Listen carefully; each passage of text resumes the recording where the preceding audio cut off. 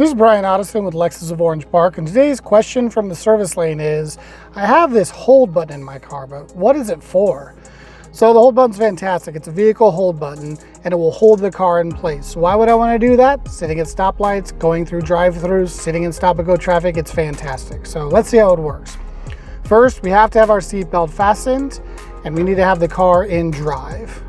Once we do that, we're going to press the hold button, which will give us a green hold on our dash. And as we push down on the brake, you're going to see the word hold appear a second time in gold, which allows me to take my foot off the brake, and it holds the car in place. To disengage it, just simply push the gas pedal and begin to drive again. To re-engage it, push down on the brake pedal until you see the word hold appear again, and you can take your foot off the brake. So you only have to do it once per trip, but every time you get in the car, you do have to have your seatbelt on, you have to have the car in drive, and then you press the hold button.